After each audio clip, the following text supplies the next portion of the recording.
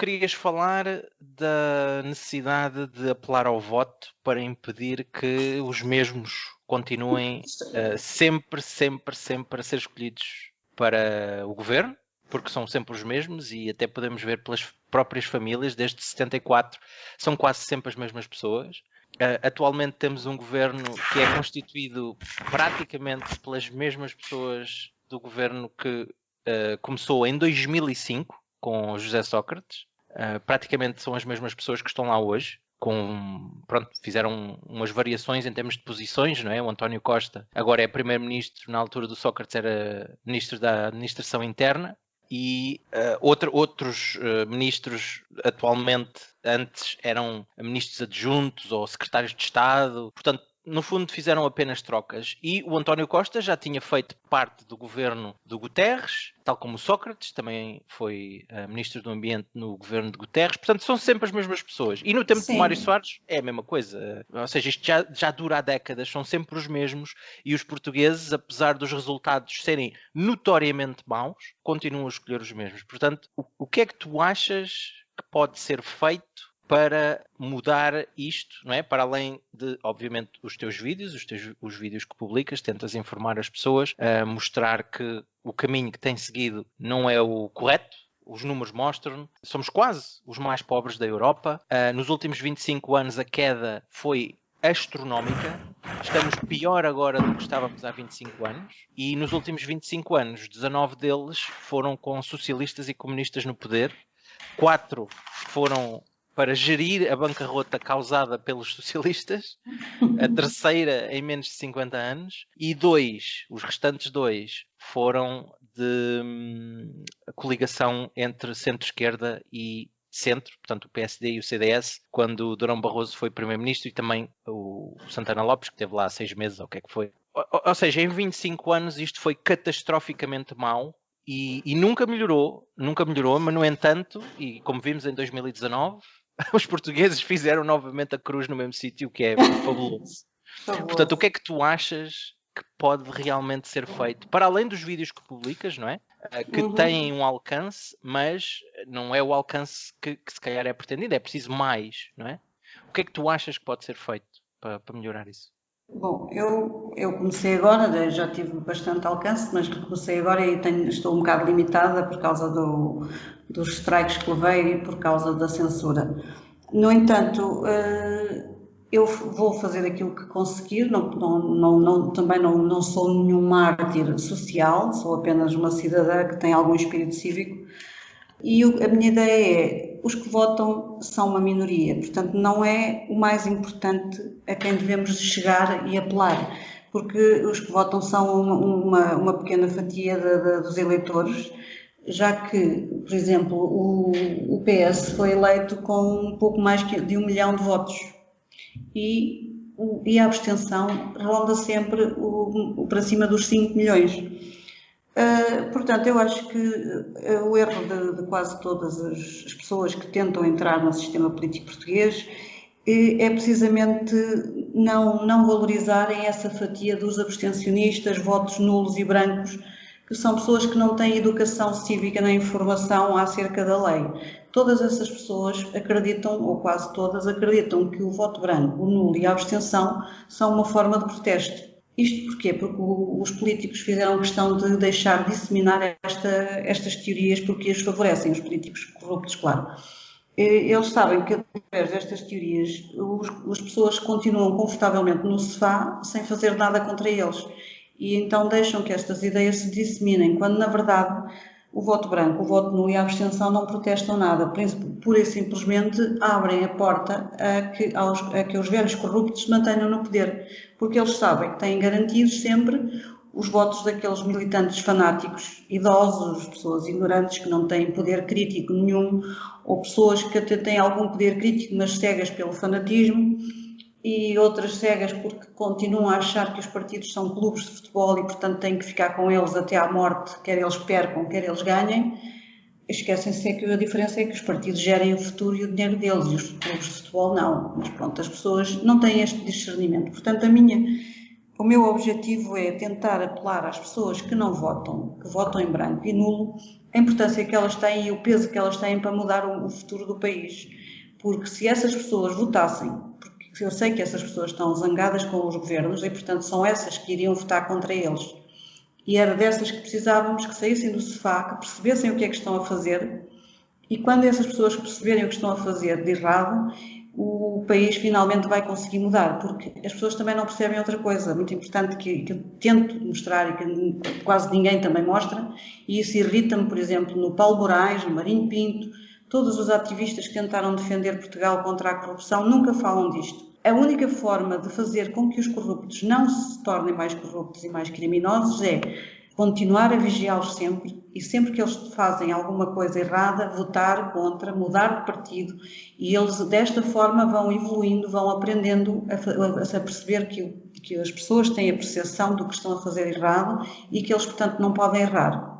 E os nossos políticos, os nossos portugueses, acham que o voto não serve para nada, porque se meterem lá outro, ele vai ficar igual. Não é assim. É precisamente o voto que vai fazer com que saiam de lá estes criminosos e o próximo que for já sabe que se fizer alguma coisa também sairá.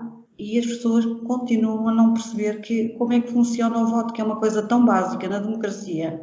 E depois o mais triste é que os políticos e os governos não criam disciplinas escolares de cidadania e civismo, mas é mais uma das farsas dentre as muitas que eles criam, não é? Porque não ensinam nada disto, ensinam diferenças de género e aquelas tretas todas de lavagem cerebral que estão agora na moda. Mas o engraçado, agora que falaste nessa disciplina com 1000 aspas de cidadania, é que, segundo li, no tempo do Salazar, portanto, antes do 25 de Abril de 74, a escola tinha de facto eu esqueci-me do nome da disciplina, mas onde ensinavam a Constituição. Ou seja, a Constituição portuguesa era ensinada na escola, que era precisamente aquilo que eu esperaria ver na tal disciplina da cidadania, porque quanto mais as pessoas souberem os seus direitos, aquilo que, no fundo, é a lei de base, ou são as leis de base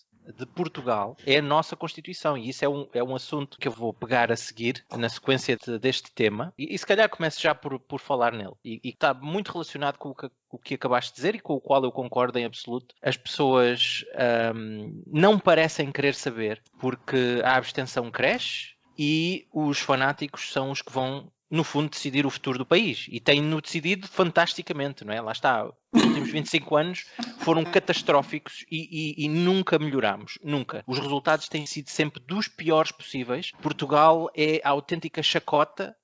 Se alguém quisesse saber de Portugal, que não quer, não é? Mas somos a autêntica chacota, ainda agora fomos presidentes do Conselho Europeu e fomos dos países que, apesar da pandemia, não é? Onde não podia haver, em termos de conferências de imprensa e tudo mais, não havia jornalistas presentes em nada disso. Portugal aumentou as despesas em pessoa, que é extraordinário, não é? Isto é um terceiro mundismo que não devia orgulhar ninguém. E eu tenho orgulho... Mas esse despesismo do António Costa, pior do que ter sido feito, foi feito com contratos diretos a amigos. Empresas que foram criadas há 3 dias e coisas do género. Portanto, é um despesismo que se chama transferência de dinheiro público para amigos. São os contratos com adjudicação direta. Mas isso é o modus operandi do PS, sempre foi, desde 74 que foi assim, e o Mário Soares foi o que cimentou esse processo. Esse e o processo típico do socialismo, que é mover as figuras que vão para o governo, onde no fundo ganham contactos, ganham influência, etc., para beneficiar determinadas empresas, e depois essas pessoas saem do governo para ir para CEO, presidente, sei lá o que, diretor da grande empresa. E o socialismo sempre foi isto. No passado era um bocadinho diferente, as coisas funcionavam de forma diferente, mas o objetivo é sempre o mesmo, é obter poder. E quando vão para o governo, obtêm a influência, obtêm os contactos, e depois... Em relação a isso que as pessoas também não... Outra coisa que as pessoas também não percebem é dizer antigamente não era assim, o Salazar não era assim. As pessoas também esquecem que a corrupção avança na medida em que o povo se cala. Eles começaram a roubar. Roubaram, vamos desviar aqui 500 milhões neste contrato. E o que é que aconteceu? Foram eleitos. Uau! Então para o ano roubamos 5 mil milhões. Exatamente. E o que é que acontece? foram eleitos. E então a corrupção foi alimentada pela própria burrice do povo. Por isso é que as pessoas dizem que cada vez está pior e vai piorar, porque eles percebem que podem fazer o que quiserem, que ninguém os tira de lá. Sim, e eu tive contacto com pessoas com quem falei na altura da geração ou da criação da geringonça, não é? Portanto, em 2015, quando as pessoas votaram, tudo bem que em minoria, mas votaram na coligação PSD-CDS, e no entanto, quem acabou por ir para o governo, porque mandou abaixo aquele governo, foi a coligação de esquerda e extrema-esquerda, a tal geringonça. E isto para mim foi claro como água, porque o PS e o António Costa, sendo o secretário-geral do Partido Socialista, ele estava falido. E também vou tocar nesse assunto a seguir, mas ele estava falido e tinha que ir à força para o governo. E por isso é que quebrou aquela regra, entre aspas, que não era regra, que era o partido que foi eleito, ou a coligação que foi eleita, vai para o governo. E depois tem que fazer a gestão, não é? O Sócrates também foi eleito em 2009 com minoria. E ninguém o mandou abaixo imediatamente. Só o mandaram abaixo quando ele só fez porcaria, constantemente. E andou a vender o país a retalhos e andou a fazer cortes e tudo e mais alguma coisa, depois de ter esbanjado o que Portugal não tinha. Mas deixaram-no governar durante 2 anos.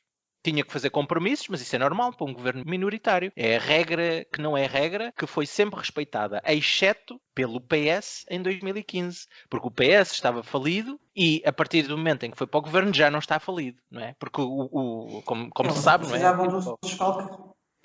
Exatamente. O ir para o governo, o dinheiro aparece magicamente, mas de facto não é magicamente, é o dinheiro dos contribuintes que está simplesmente a ser desviado pelo PS para tapar os buracos e as contas, e claro, com a ajuda do Tribunal Constitucional, que se esqueceu de fazer a cobrança das dívidas, e era isso que eu queria tocar a seguir. Portanto, em termos de votos, a mensagem que tu queres passar é a que faz mais sentido. Tem que se chegar aos abstencionistas. Eu não sei como é que isso se faz exatamente, porque as pessoas têm de querer fazer isso. E o que eu vejo é que as pessoas não querem. Não querem saber. Preferem ir ver o futebol, preferem ir à praia, preferem estar na esplanada a beber a cerveja, do que sequer perder 10 minutos para ir fazer uma cruz. Mas é isso que tu também não estás a ver agora. É nesse ponto, precisamente, as pessoas preferem isso tudo porque ainda não perceberam que votar realmente poderia mudar as coisas, percebes? As pessoas só têm esta atitude de desligar da política também porque pensam que não há nada a fazer. E é Não, isso, é por aí que temos que atacar, precisamente, é mostrar às pessoas que têm muito que fazer, porque eles têm que defender o país dos partidos e não os partidos do país. certo, mas tais pessoas com quem eu falei em 2015 têm a ver com isso, que é, elas realmente foram fazer o que já não se via há algum tempo, não é? Talvez desde os tempos do Cavaco Silva, quando foi primeiro-ministro, isto é, em que quiseram mesmo manter o Partido Socialista fora do poder e votaram no centro-esquerda, no PSD e no CDS para evitar isso mais uma vez, porque tinham apenas passado 4 anos, não é? Apenas 4 anos depois da última bancarrota que os socialistas causaram, seria impensável eleger, diria eu, não é? Mas, enfim, claramente eu estou na minoria nesse aspecto. Seria impensável eleger novamente os socialistas, e muito menos com comunistas ao barulho. Com bloquistas e comunistas, que é a mesma porcaria, mas enfim, muito menos com esses ao barulho. E, no entanto, essas pessoas foram lá, votaram na coligação PSD-CDS, e o que é que aconteceu? No final, foi para lá o socialista, ou os socialistas com os bloquistas e os comunistas. Portanto, quando estas pessoas realmente se moveram como antes não se tinham movido, para tentar evitar que os socialistas fossem para o poder, aconteceu exatamente isso na mesma. E isso causou ainda mais uma quebra de confiança. Ou seja, já não havia confiança nenhuma, não é? Como também já referiste. E as pessoas, por motivos dessa propaganda socialista, etc., já julgavam que não valia a pena. E com o que aconteceu em 2015, ainda mais quebradas foram. Porque, apesar de terem ido votar naquele e daquele ter sido eleito, passado uma semana ou duas, ou já não me lembro quanto tempo foi, mas quando eles apresentaram o orçamento, a coligação de esquerda e extrema-esquerda mandou-os abaixo. Ou seja, foi para lá outra vez o socialista e o comunista, os mesmos que nos trouxeram a terceira bancarrota em Certo, mas as 2011. pessoas